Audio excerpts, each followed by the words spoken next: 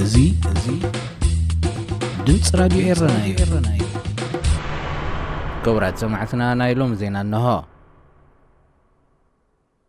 ሓደ ካብቶም ኣብ ኤርትራ ዕድናታት ዘካይዱ ዘለዉ ትካላት ኣልፋ ኮርፖሬሽን ናይ መወዳእታ ውፅኢት ምህርቱ ክርኢ ከም ዝጀመረ ኣፍሊጡ እቲ ትካል ኣብ ዘውፅኦ መግለጺ ኣብ ደቡባዊ ምዕራብ ኤርትራ ዝርከብ ፕሮጀክት ከርካሻ ናይ ወርቂ ዕደና ንምክያድ ካብ ዝመደቦ ናይ 19 ኩዕታ ጎዳጉዲ ኣብ ወርሒ ግንቦት ምዝዛሙ ኣቐዲሙ ፍሊጡ እዩ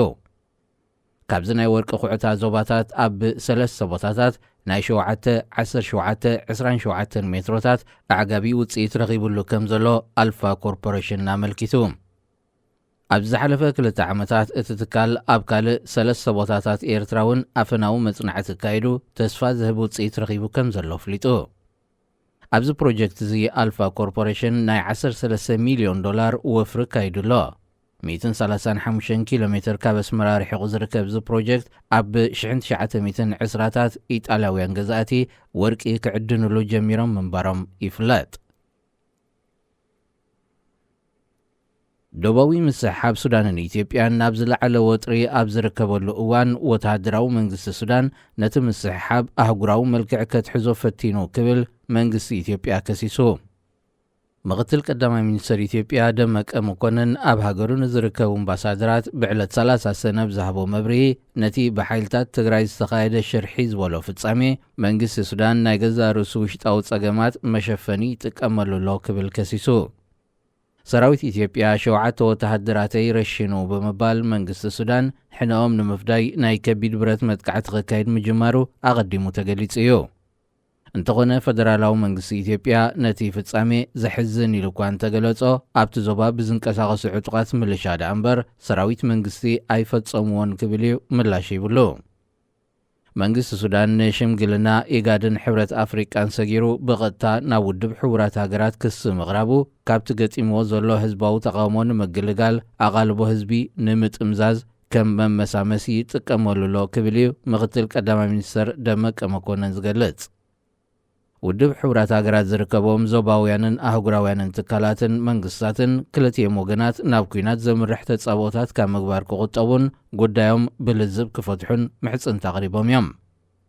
ብዘይካዚ ብሓድሽ መልክዕ ጀሚር ዘሎ ደቡባዊ ግጭት ኢትዮጵያን ሱዳንን ብጉዳይቲ ኢትዮጵያ ተሃንጾ ዘላ ሃይድሮ ኤሌክትሪክ ጸዓት እውን ክልቲአን ሃገራት ዘይተፈትሐ ጉዳይ ከም ዘለወን ይፍለጥ ፖሊስ ኬንያ ብቕትለት ሓደ ቻይናዊ ዜጋ ዝተጠርጠሩ 4 ውልቀ ሰባት ናብ ምሕዳር ፖሊስ ኢትዮጵያ ከም ዘረከበ ማዕከናት ዜናታ ሃገር ሓቢረን እቶም 4 ክሱሳት እውን ምስቲ ግዳይ ዜጋታት ሓንቲ ሃገር ማለት ቻይናውያን እዮም እዞም ብቕትለት መሳርሕቶም ተኸሲሶም ዘለዉ ቻይናውያን ኣብ ኣዲስ ኣበባ ኣብ ሓደ ቤት መግቢ ነቲ ገበን ምስ ፈጸምዎ ብኡ ንብኡ ናብ ኬንያ ከም ዝሰገርዩ እቲ ቐሪቡሎም ዘሎ ክሲ ዝሕበር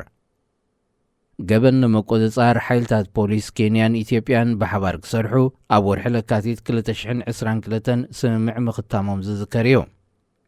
ኣብ ዝተፈላለዩ ሃገራት ኣፍሪቃ ኣብ ስራሕ ተዋፊሮም ዘለዉ ዜጋታት ቻይና ዝተፈላለዩ ገበናት ዓሌትነትን ኣፈላላይን ዝብሉ ክስታት ካብ ግዜ ናብ ግዜ ክቐርበሎም ጸኒሑ እዩ ብፍላይ ኣብ ኬንያ ዝርከቡ ቻይናውያን ናብ ፖሊስ ዝቐርበሎም ክስታት ብምብዝሑ ኣብቲ ሃገር ዝርከብ ኣምባሳደር ቻይና ዉ ፔንግ ዜጋታቱ ኣብ ኬንያ ዝጸንሕሉ ንሕጊ እቲ ሃገር ከኽብሩ እንተዘይኮይኑ ንዓዶም ክፋነዉ ምዃኖም ኣጠንቂቑ እዩ ክቡራት ሰማዕትና ዜና ብዝተፈጺሙሎ ሬድዮ ኤረና ሬድዮ ኤረና ካብ ከተማ ፓሪስ ዝመሓላለፍ ብኤርትራውያን ጋዜጠኛታት ዝዳሎ ነፃ ሬድዮ እዩ